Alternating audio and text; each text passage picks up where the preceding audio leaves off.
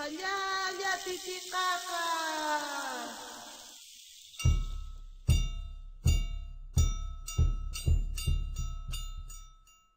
So we're preparing to leave camp at Wiñaypacha. We put on the tarp everything that we wanted the porters to carry to the next campsite. And we stretched a little bit while the donkeys kind of stared at us. So off we go.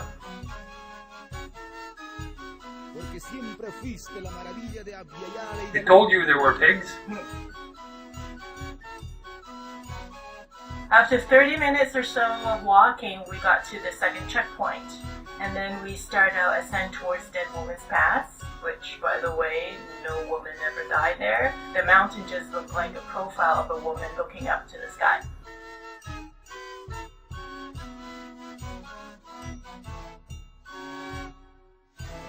So this is just a GPS going with it. Yeah, I don't remember doing this exactly. So we went in May. Temperature during the day between high 10 and mid 20s. Yeah. And at night was a bit cooler, but then, I don't know, I slept really well every night, I don't know. Probably went 5 degrees. Maybe.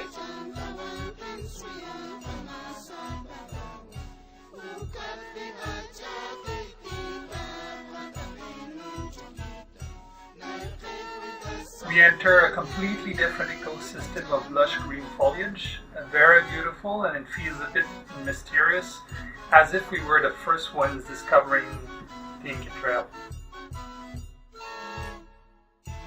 Titikaka, guardas el poder y el secreto de los achachilas.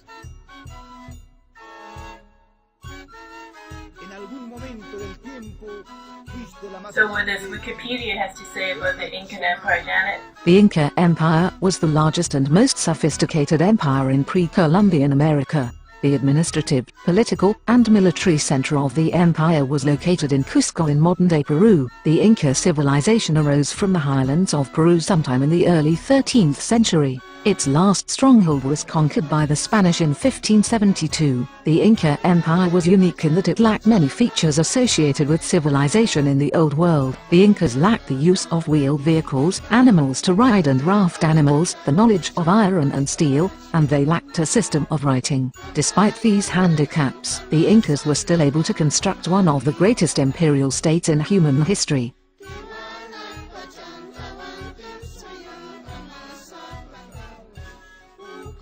This is where we had lunch with the amazing views. Oh, yeah.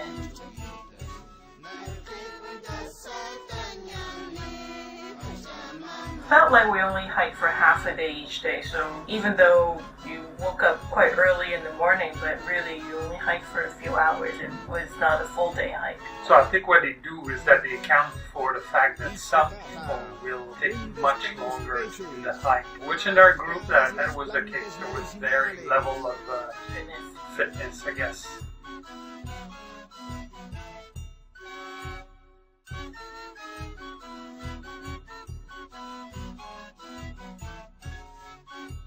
So there's a first sighting of wild llamas, the really open place as you'll see later at Machu Picchu.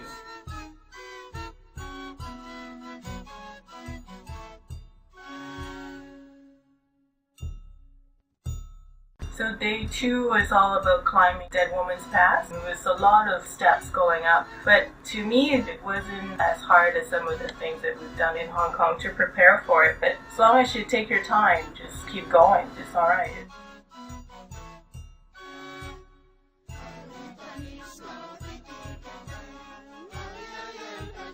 So that's when we arrive at Dead Woman's Pass. This captures a feeling quite well, actually. When you arrive at the top and you see the other side, it's quite impressive. Yay!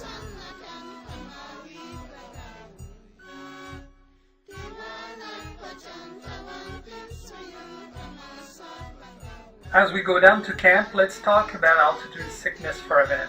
I was impacted, unfortunately. Eating at rest, that would make me skip every fourth breath, which was very annoying. It felt like drowning. It would also happen during the night, which made it hard for me to get a good night's sleep. It only ever abated when we were in Aguascalientes at 2,500 meters, and only on the second day at lower altitude. Luckily, I was the most prepared for the hike, so it didn't affect my ability to do the hike itself, and no one else was impacted. So I would say that spending 3 days in Cusco before the hike is quite critical.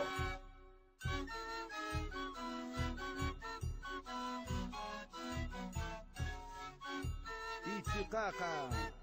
We finally arrive at Camp Pacamayo. It has an awesome view of the mountains, the horizon, and a waterfall. Everyone is happy and we congratulate each other for completing the Dead Woman's Pass successfully. After, we all shower, we have dinner, and we talk into the night.